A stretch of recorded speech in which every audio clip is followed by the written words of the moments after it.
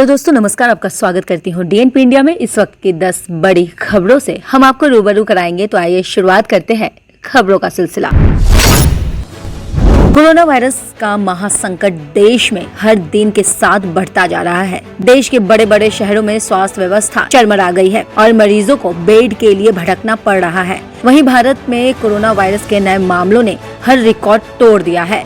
देश में लगातार दूसरे दिन कोरोना के 2 लाख से अधिक मामले दर्ज किए गए हैं। केंद्रीय स्वास्थ्य मंत्रालय के मुताबिक देश में शुक्रवार को कोरोना के कुल 2,17,353 केस सामने आए हैं, जबकि 1,185 लोगों की मौत हो चुकी है। देश में कोरोना केस लगातार दूसरे दिन 2 लाख के पार रहे। मौतों की तादाद भी बढ़ी है। संकट लगातार गहराता जा रहा है। इस बीच सीबीआई के पूर्व डायरेक्टर रंजीत सिन्हा की भी कोरोना से मौत हो गई है। इसके अलावा कांग्रेस के राष्ट्रीय प्रवक्ता रणदीप सुरजेवाला और विधायक जिग्नेश मेवाणी भी कोरोना संक्रमित पाए गए हैं। सीबीआई के पूर्व निदेशक रंजीत सिंह का शुक्रवार को सुबह दिल्ली में निधन हो गया। अधिकारियों की माने तो ये कोविड-19 से संबंधित मौत है। कांग्रेस नेता दिग्विजय सिंह, रणदीप सुरजेवाला और पूर्व केंद्रीय मंत्री शिरोमणि अकाली दल की नेता हरसिमरत कौर बादल ने ट्वीट कर जानकारी दी है। उनके कोरोना संक्रमित होने की पुष्टि हुई है और उन्होंने खुद को क्वारंटीन कर लिया है।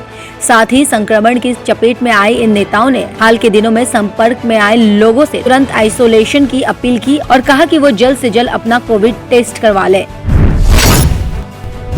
देश में अन्य राज्यों की तरह कोरोना वायरस के मामले पश्चिम बंगाल में भी तेजी से बढ़ रहे हैं। कोरोना संकट के बीच बंगाल में हो रहे चुनाव प्रचार में काफी भीड़ जुट रही है, जिससे राज्य में हालात चिंताजनक हो गई है। कोरोना संक्रमण के तेजी से बढ़ते मामलों के बीच चुनाव आयोग ने बंगाल में शुक्रवार को सर्वदलीय बैठक बुलाई है। इस बैठक में राज्य के बाकी 3 चरणों के लिए चुनाव प्रचार से संबंधित मुद्दों पर चर्चा की जाएगी। साथ ही आयोग सभी दलों से कोरोना गाइडलाइन के पालन को लेकर सख्त दिशा निर्देश जारी कर सकता है। अयोध्या में राम भूमि मंदिर निर्माण के लिए रकम जुटाने के लिए संपूर्ण निधि अभियान चलाया गया था। इस अभियान में मिले 15,000 चेक बाउंस हो गए। वहीं जानकारी के मुताबिक इन चेक की कुल रकम 22 करोड़ रुपए के आसपास है। इस बारे में जब श्री राम जन्मभूमि तीर्थ क्षेत्र ट्रस्ट से पूछा गया तो उन्होंने इसके पीछे की तकनीकी खामी की वजह बताई है। समुद्र से करीब 3,888 मीटर की ऊंचाई पर स्थित श्री बाबा अमरनाथ की पवित्र गुफा की वार्षिक तीर्थ यात्रा 2021 के इच्छुक श्रद्धालु के लिए जम्मू कश्मीर श्री अमर साइन बोर्ड ने ऑनलाइन पंजीकरण प्रक्रिया शुरू कर दी है। पहले ही दिन यात्रा पंजीकरण के लिए काफी श्रद्धालु ने रुचि दिखाई। बाबा बर्फानी के दर्शनों के इच्छुक श्रद्धालु को एक और राहत देते हुए इस बार बोर्ड ने ये व्यवस्था भी कर दी है कि यदि कोई श्रद्धालु बाबा अमरनाथ यात्रा के लिए ऑनलाइन हेलीकॉप्टर बुकिंग करवाता है तो उसे यात्रा पंजीकरण करवाने की जरूरत नहीं है। उन्हें सिर्फ अपना स्वास्थ्य प्रमाण पत्र और हेलीकॉप्टर की टिकट ही दिखानी होगी। यात्रा की तत्काल अनुमति मिलेगी। भारत में कोरोना की पहली लहर का सामना पूरी दृढ़ता से किया था और मजबूती के साथ निखर कर सामने आया। दूसरी लहर से भी देश इसी तरह पार पाएगा और विकास की राह पर आगे बढ़ेगा। केंद्रीय मंत्री नितिन गडकरी सूक्ष्म, लघु और मध्यम उद्यमों यानी एमएसएमई की क्षमता पर भरोसा जताते हुए ये बात कही। अमेजन इंडिया के एक कार्यक्रम को वर्चुअल प्लेटफॉर्म के जरिए संबोधित करते हुए केंद्रीय एमएसएमई मंत्री ने कहा कि ग्लोबल सप्लाई चेन अहम बदलाव के दौर से गुजर रही है। तमाम देश चीन से बाहर आपूर्ति की संभावनाएं तलाश रहे हैं।